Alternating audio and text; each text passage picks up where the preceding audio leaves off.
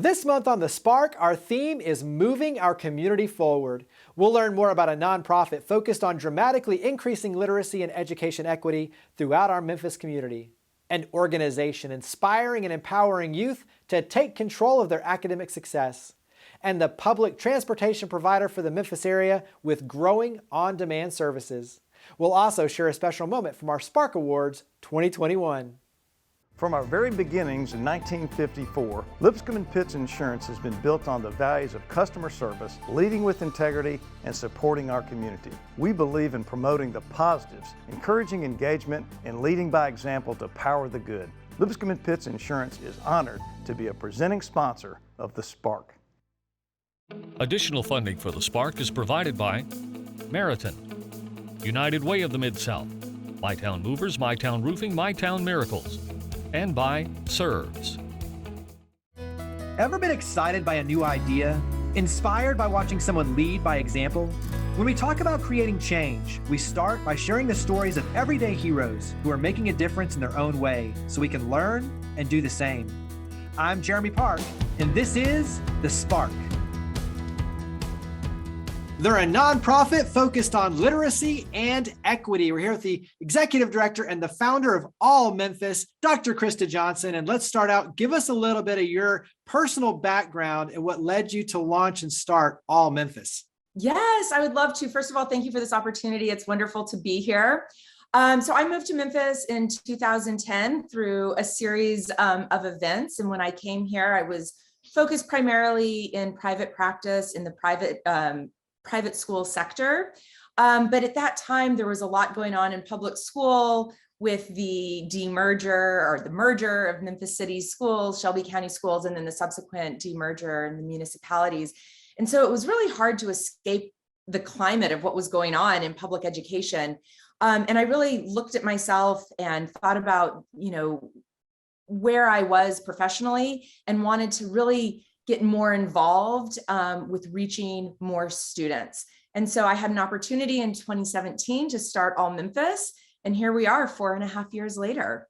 Talk about the model because you're working with teachers. There's a proven foundation for what you do. So give us the model. Yeah, so at All Memphis, we're a literacy organization. And so when we think about our vision of a fully literate community, we trace backwards from there and we think, where can we make the most impact?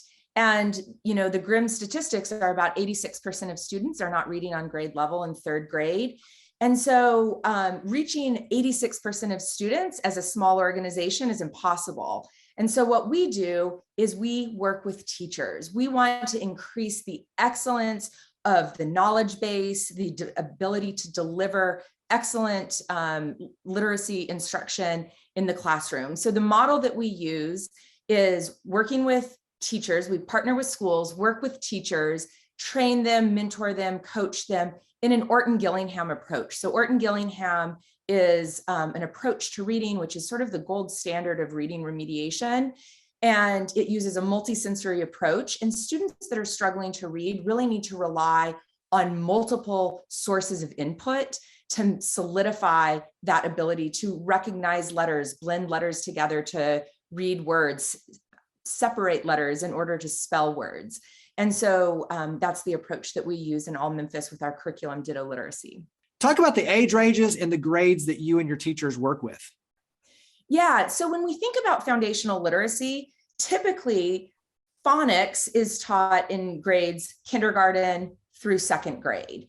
And so the spectrum of skills that All Memphis really focuses on are focused in that area, but we don't like to attach an age or a grade range to what we do because the reality is there are a lot of students in 8th grade and beyond that are still struggling with foundational literacy. And so we really encourage the schools that we work with to look at their data and say, which of these students still need gaps to be filled in that foundational component of literacy? And those are the teachers that we work diligently with to try to be able to work with their students, give their students the pieces that they need to fill in the holes so that they can become a better reader. What makes you excited? What are some words of encouragement for 2022 and beyond for All Memphis and what you're doing for the larger community? There's so much to look forward to. The pandemic was hard for everyone in every sort of sector of life. But I think, there's always a silver lining. And I think that, what's really opened up in classrooms, so technology has really opened up. Technology will give organizations like All Memphis better and more direct access to reaching teachers. Also, there's a renewed focus and awareness of what needs to happen in education. And so more people are getting involved. More money from the federal, state, county, community level is being given to education. And these students are ultimately going to benefit from that by being able to engage organizations like All Memphis to help cultivate the experience that they need to be successful. How can the community help your efforts? Well, the community can help the efforts by getting involved. There are a ton of nonprofits here in Memphis that are all doing really great work. And I would encourage the community to get out there and understand what all those organizations are doing.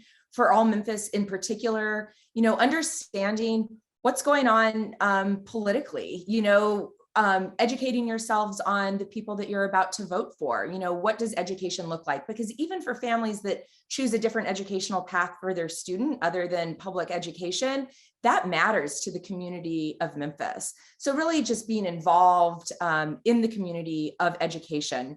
And then obviously I would be remiss if I didn't say also put your money where your mouth is. If education is an important piece to you, I would encourage people to get on our website, allmemphis.org, and click that donate button and really become part of the solution.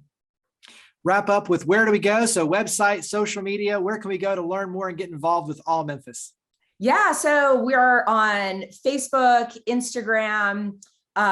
You can just search All Memphis, our website, allmemphis.org, look on LinkedIn. We're also about to launch a curriculum software called Ditto Literacy. So you can get more information from us on dittoliteracy.com. Well, absolutely love everything you're doing. Greatly appreciate you coming on the show. I greatly appreciate being here. Thanks so much, Jeremy.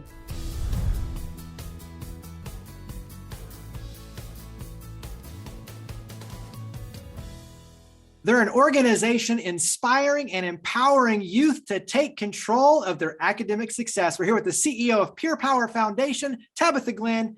Let's start out, Tabitha. Give us a little backstory, a little history for Pure Power Foundation. Yeah, Jeremy, thanks so much. Really appreciate the opportunity to be visiting with you today. As you know, Pure Power is a 17-year organization. Most people don't know that. We're 17 years old, founded by our late founder, Charlie McVeigh. And our purpose is to help students achieve their full success. It's a high dosage peer-to-peer tutoring model, which has been deployed across Memphis in several schools throughout the years. And basically, we are very different when it comes to tutoring because we are in class with the teachers and the students.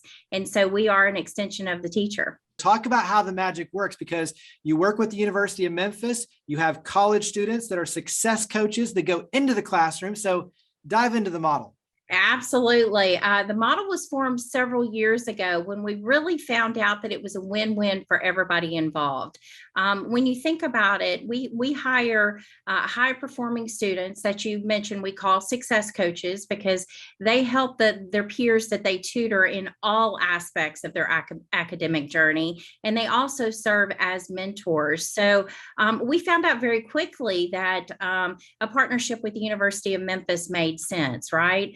Students at the University of Memphis are looking for part-time work to help support their education. And so Pure Power provides that.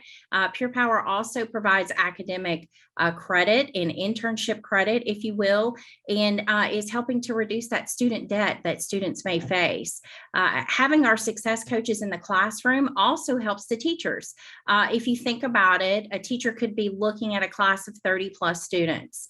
So the teacher is often only able to focus on probably what I would call the core of the classroom. The students who are who are following along the lesson. So the students who are probably underwhelmed with whatever's going on are actually high performers, are often not able to get individualized attention. And the students who may be struggling with the content often do not get individualized attention just because of the ratio there.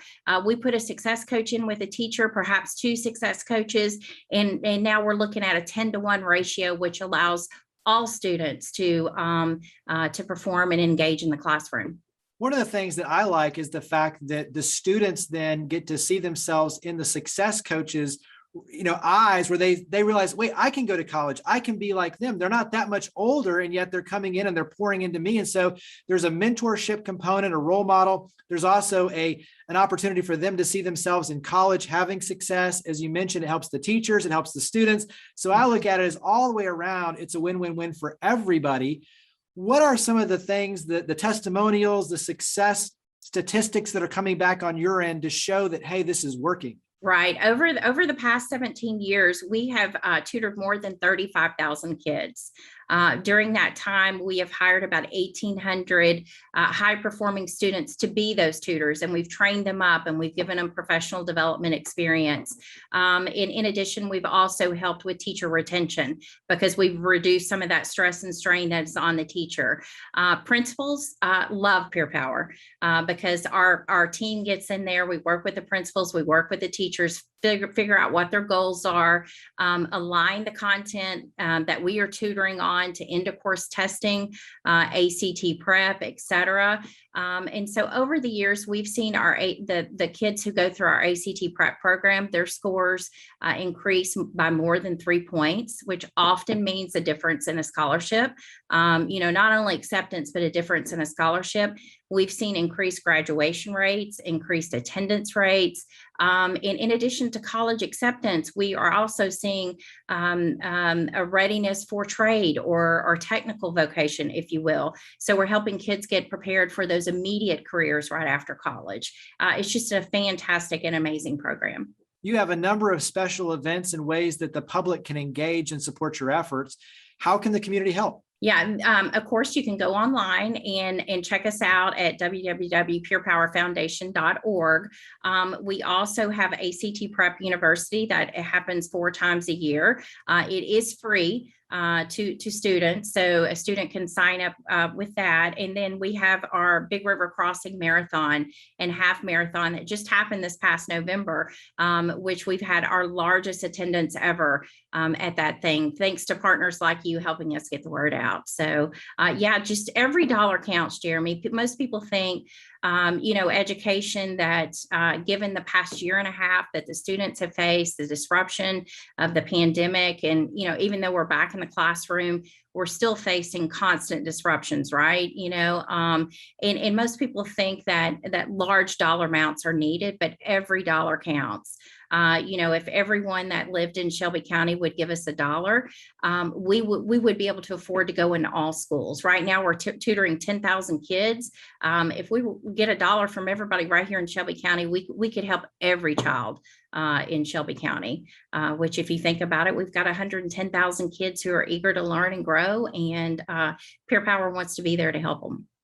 We'll wrap up with contact information, website, social media. Where do we go to learn more and to get involved with Peer Power Foundation? Yeah, we are on all of the socials, the Twitters, the Facebooks, the Instas, and LinkedIn. Just Google Peer Power. It's all Peer Power Foundation. And the website is www.peerpowerfoundation.org. So we're hoping everybody will tune in, friend us, like us, and keep up with what's going on with education in Memphis. Well, greatly appreciate all you and your amazing team are doing. Thank you for coming on the show. Absolutely. Thank you, Jeremy.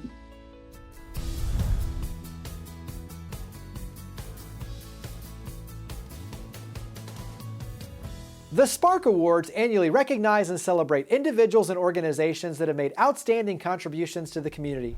The 2021 recipient of the Individual Youth Award is Briarcrest student Miller Manguno.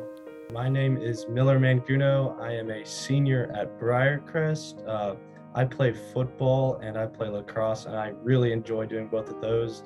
and I am also the leader of the nonprofit organization Operation Orange Haven. My sophomore year, I had to go on our Mission 1-8 Day, which is kind of like the Briarcrest Day of Service. And we actually ended up going to Orange Mound. And so I got to witness the community there, but also kind of the hunger strike that they have.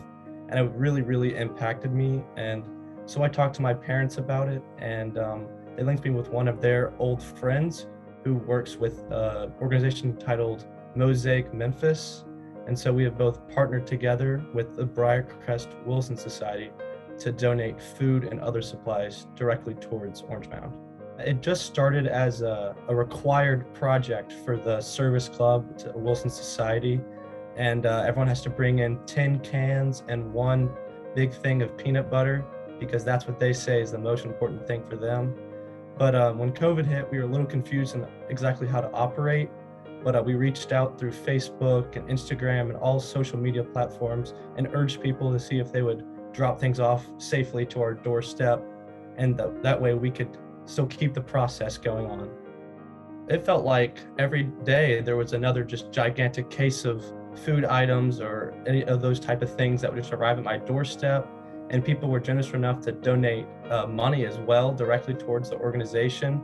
And it was really great for them to see. And it was really, really great for, especially for the people, considering they really needed that during such a tough time. So now we have our weekly, or actually bi-weekly, donations of the cans and the peanut butter, but we also have some other projects that we have kind of included with it. One titled Helpful Hampers, which is we bring in cleaning supplies and other laundry supplies.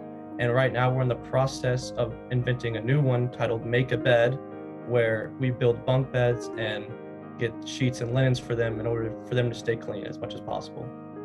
I think my favorite experience was the first time I went down to Mosaic Memphis and dropped off a bunch of new things, a bunch of new supplies, and I got to talk with the people there, and it shows you how truly appreciating they are for every tiny little thing, and it truly meant the most to me.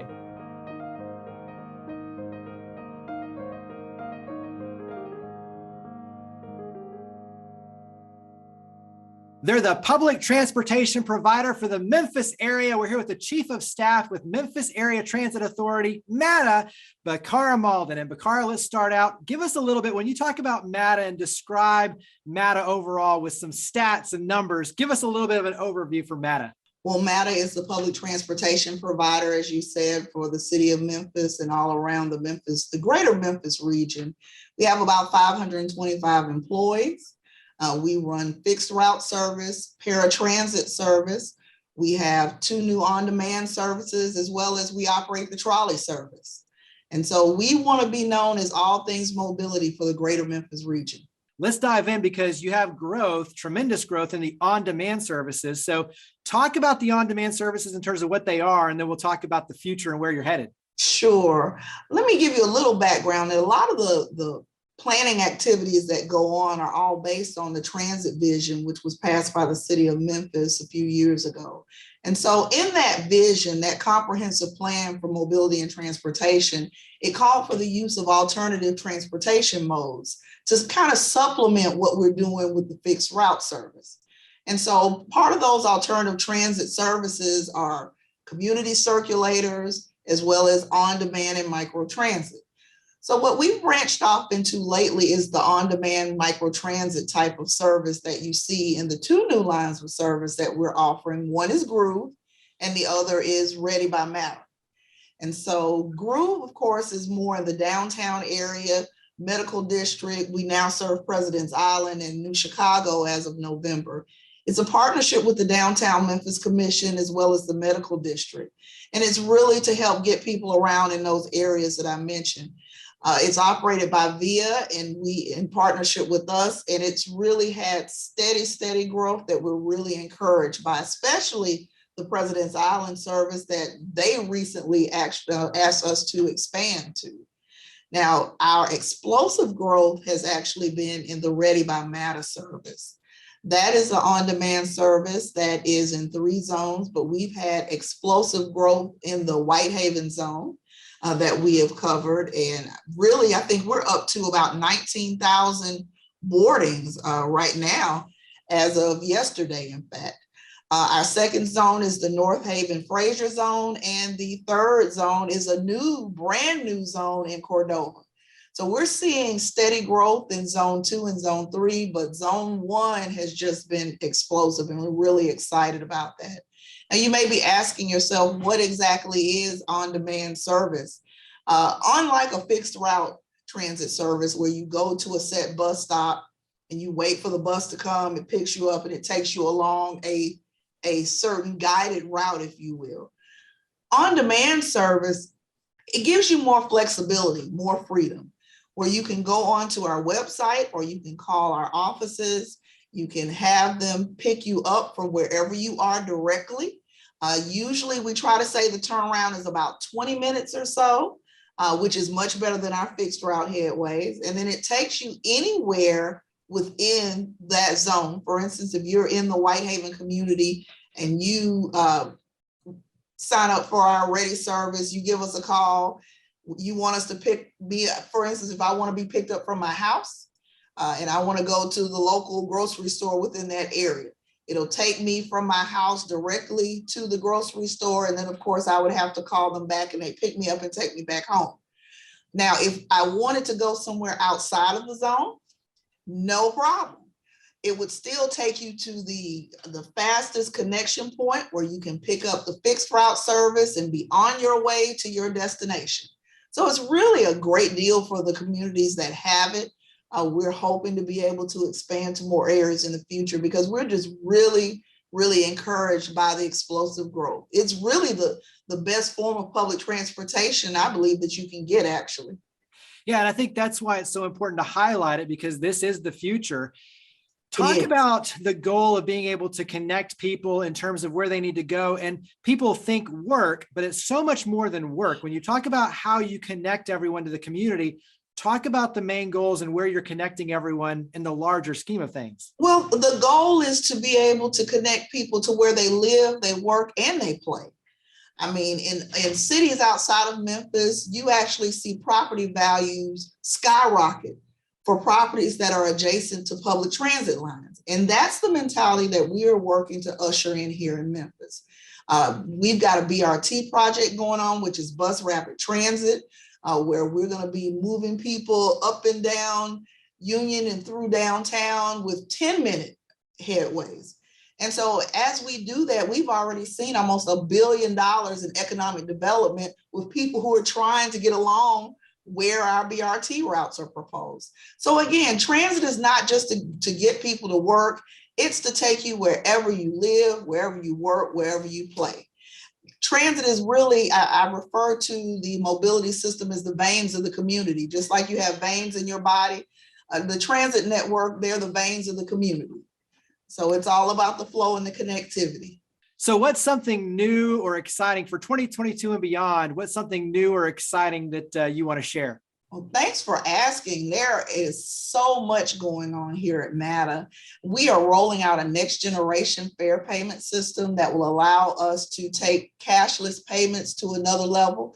It will allow us to do a couple of things. It will revolutionize the way that we handle fare payments. It'll continue to keep our customers safe. It'll minimize the contact with our operators. It will also give us the opportunity to work with community organizations to possibly come up with fare discounts and things to reach those that may not necessarily have access to public transportation. And so we're really excited about leveling the playing field. We tend to talk about all the bells and the whistles and all of that kind of stuff, but really when you break it down, it's about serving everyone in the community. And this next generation fare payment system will allow us to do just that.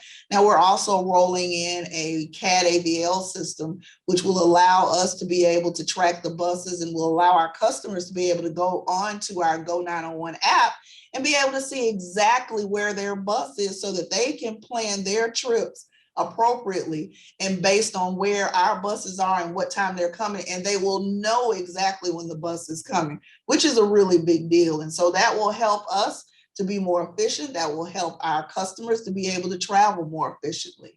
And that's just the tip of the iceberg, because we really are on the leading edge of technology. It's all about trying to make our riders' experience better and better, and we are working so hard as a team to do that.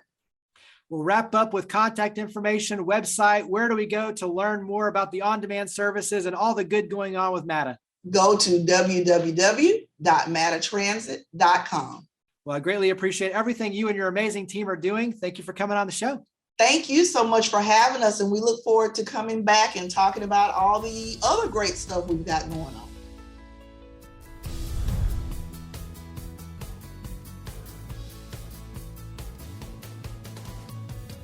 It's hard to believe that we're now in our 10th season and year with the Spark.